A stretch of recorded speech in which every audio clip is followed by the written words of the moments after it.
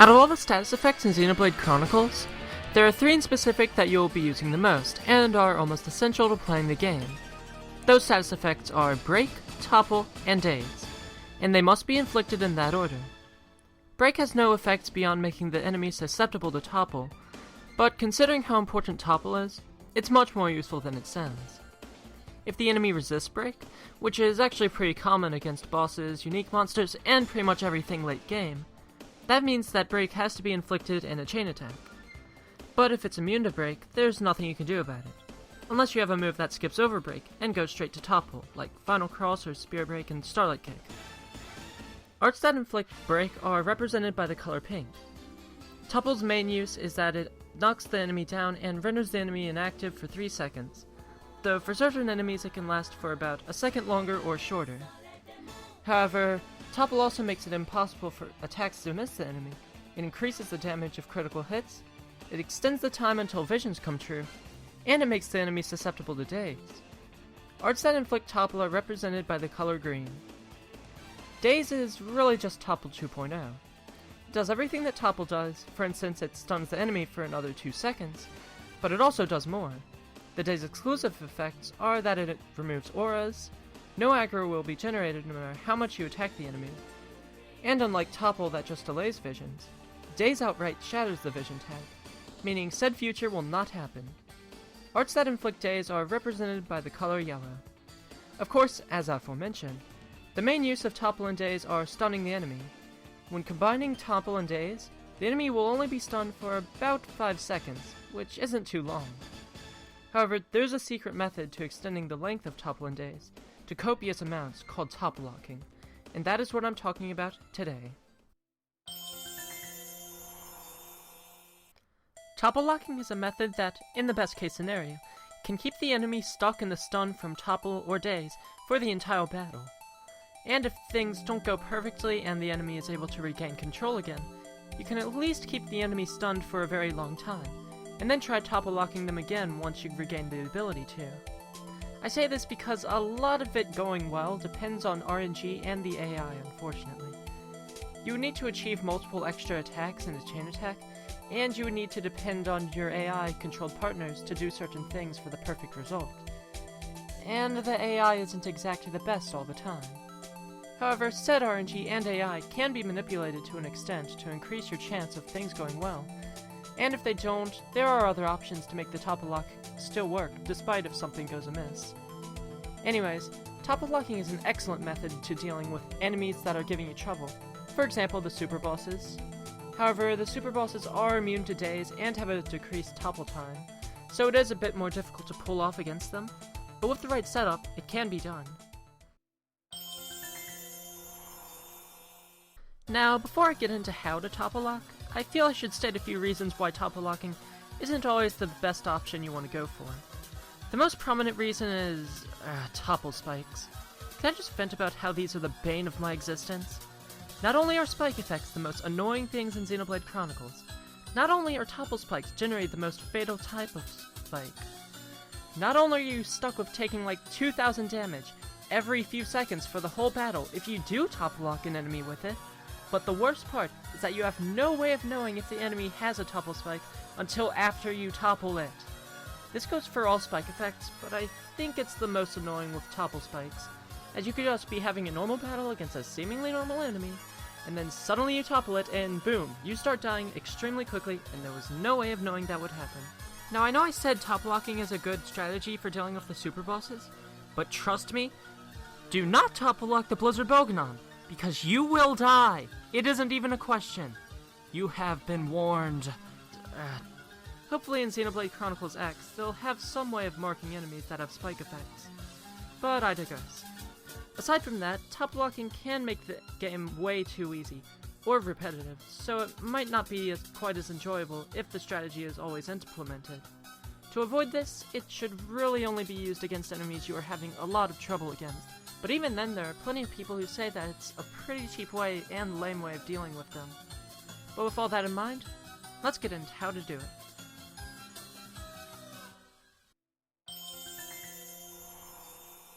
Topple Locking is actually very easy to perform once you learn this.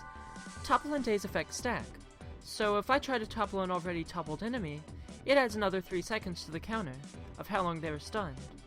With that in mind, the first thing you want to do is, obviously, topple the enemy. Preferably outside of a chain attack, but if it can only be toppled in a chain attack, then it's fine. It will just be toppled a bit longer if you initially topple it outside of one. Next, initiate a chain attack, and use all of your characters as arts with topple effects.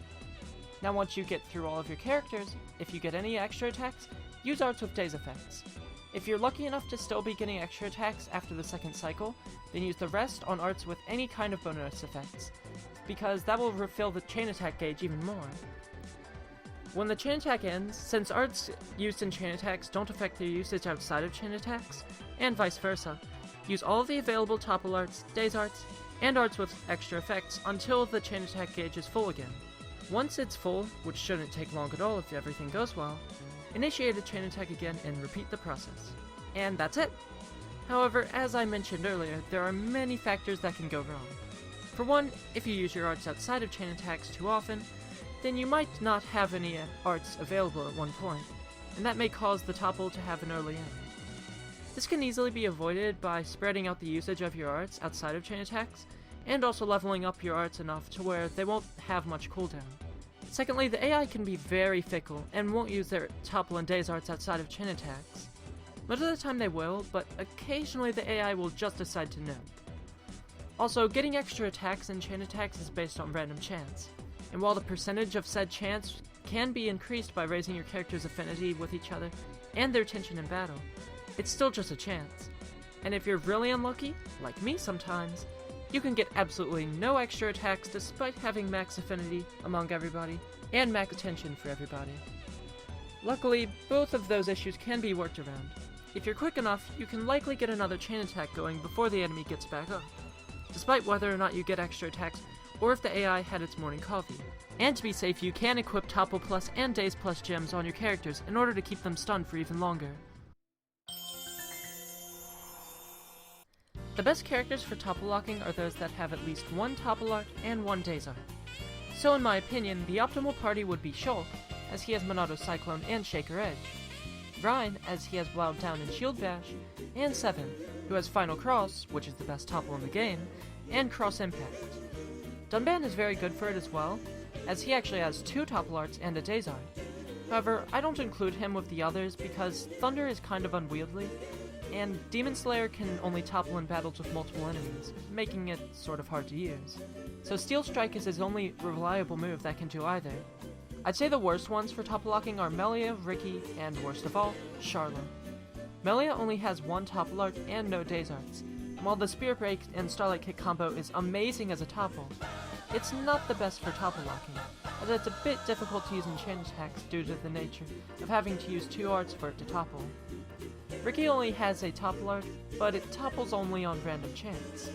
And Charlotte doesn't even have a topple art, she only has an art for days, so she's pretty difficult to use.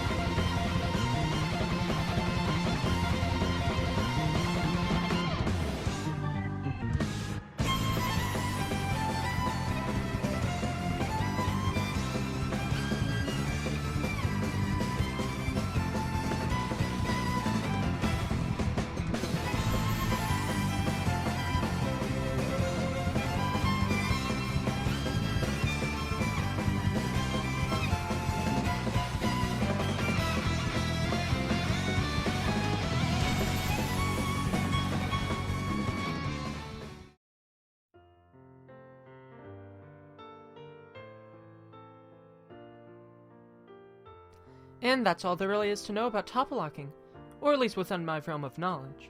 But if there's anything I'm unaware of and didn't mention in the video, please mention it in the comments. I love learning more about this game, and I'd love for others unaware of said things to learn as well, hence why I make these videos. I really hope I was able to teach many of you a new tactic for battle that'll help you deal with some of the game's tougher enemies. Now it's time to work on another project I wanted to do. But that's all for now. Thanks for watching, hope you enjoyed, and have a wonderful rest of your day.